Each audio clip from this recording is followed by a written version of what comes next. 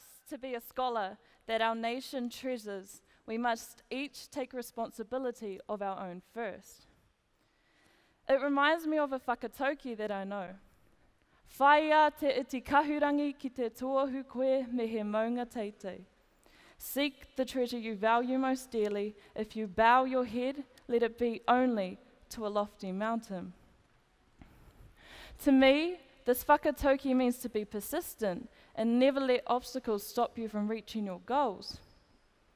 Now, in order for us to do this, we need to know 3 of the most valuable aspects in our lives: our culture, our education, and how we hold ourselves. Our culture giving us a sense of identity, purpose, and belonging. Our education helps build our opinions and have points of views on things in life.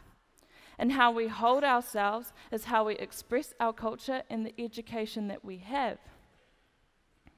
This is the same as the 3 po mai kura standby: kia Māori, kia mātou, and kia tū rangatira ai.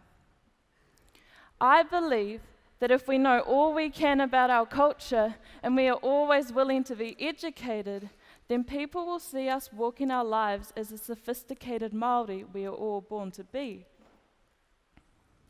Knowing our culture is easy, but being educated comes with many barriers.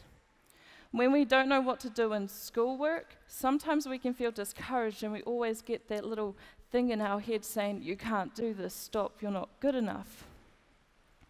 Well, I think that if we adapt the education, culture, and how we hold ourselves to everything we do, we'll naturally be the scholar that our nation will treasure. For me, I think that just getting the little things done in school will really help to getting the big things done out in the real world. So how are you going to be the scholar that our nation treasures so dearly? Kia ora.